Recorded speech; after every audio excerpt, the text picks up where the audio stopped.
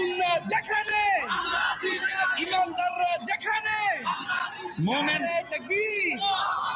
বুঝলেন মুমিন কার সাথে থাকে? এক নাম্বার যার অন্তর আমার স্মরণ থেকে খায়। আরে তুই কি মানুষ রে বেটা, 3টা বাজে তার লগে বাইরিলা ছেলে, এই ছেলেরা, আরে একটা ছেলে হইলে একটা ছেলে বুঝো।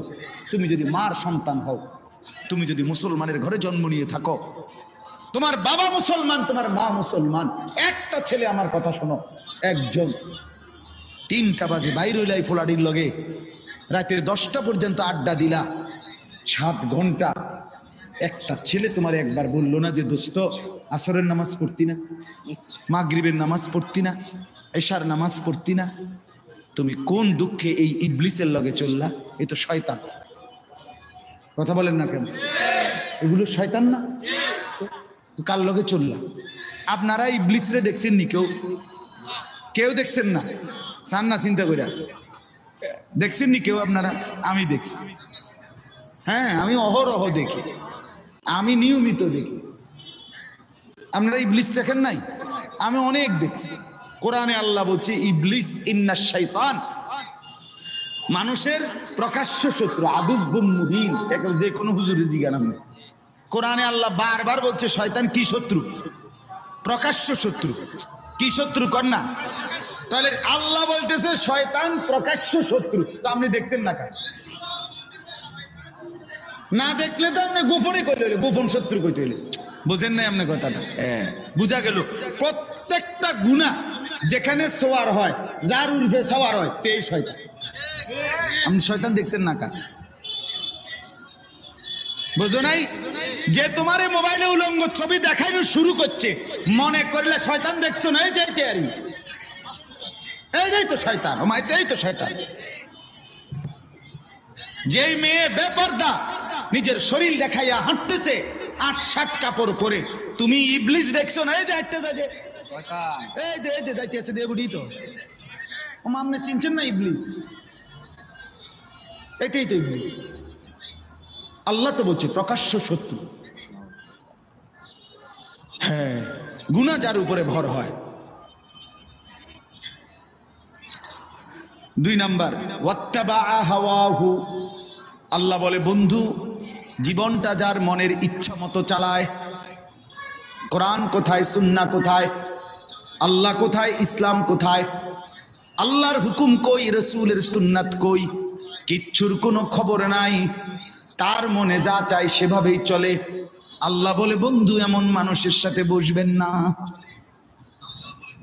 এই জন্য বলি চাচারা, বাবারা, যেই 5 জনের লগে আপনি প্রত্যেক দিন বিকাল বেলা বসেন, তারা তো বিড়ি খায়, আপনি কেমনে তাগর লগে বসেন? 5 জন বিড়ি খাওয়াই না লগে বইলে ফেরেশতা তো আপনারে, এর মধ্যে আপনি যে বইছেন ফেরেশতা আপনারে মনে করবে এই 5 জনের লগে এবড়া হলো জুনায়েদ বাগদাদি, তো কি আব্দুল কাদের জিলানী, কি কোন একজন বুজুর্গের নাম কোন এবড়ারে, একটা কিছু কোন আমনে কোন ডকের কি বোঝা যায় না? হ্যাঁ, আমনে যে চিকন টুলের মধ্যে চা দোকানে 6 জনের লগে বইয়া বইয়া টেলিভিশন দেখেন, আমনে কি ডকের মানুষ বোঝা যায় না?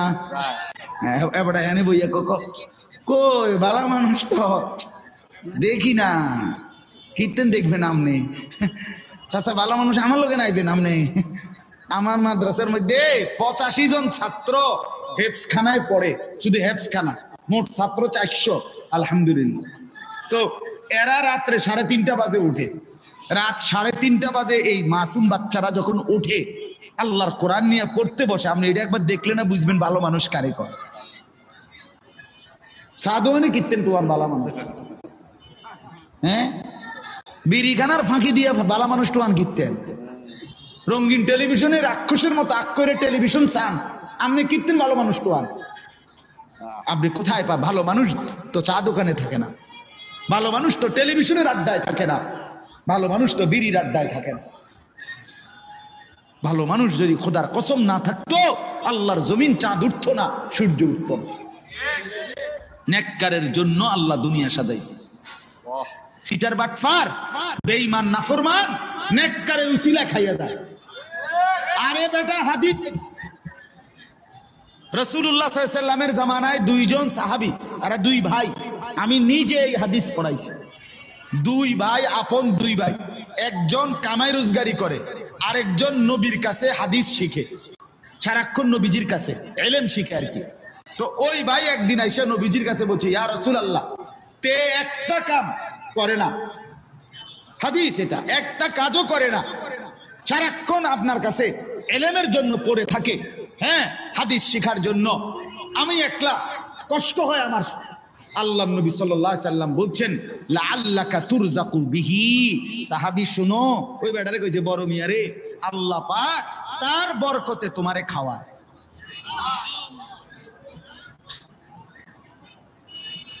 কার বরকতে? তালেবে ইলমের বরকতে, তালেবে ইলমের বরকতে। এই আল্লাহর কোরআন যারা মাদ্রাসায় ছেলেরা মেয়েরা পড়ে, খোদার কসম তাদের বরকতে আমরা বাকিরা খাই। আমার শায়েখ আল্লামা মুফতি মুশতাকুর নবী সাহেব বলে, এক রাত্রে শহরে বন্দরে যে জিনা, ব্যভিচার, মদ, জুয়ার আড্ডা হয়,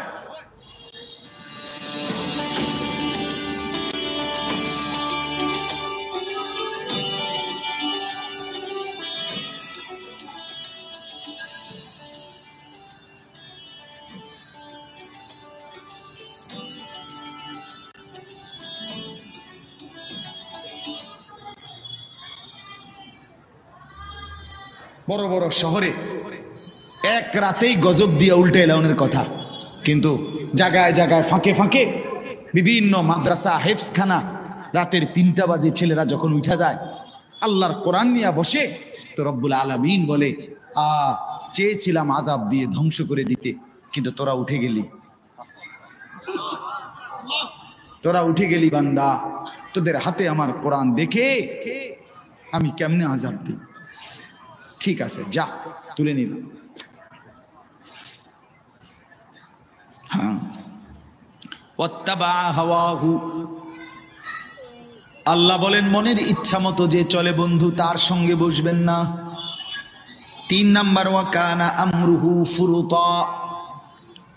রব্বুল আলামিন বলেন, বন্ধু, প্রতিটা গুনার কাজে যে সীমা লঙ্ঘন করে, এমন সীমা লঙ্ঘনকারী পাপীর সাথে আপনি বসবেন না। একটা তো হইল গুনাহ।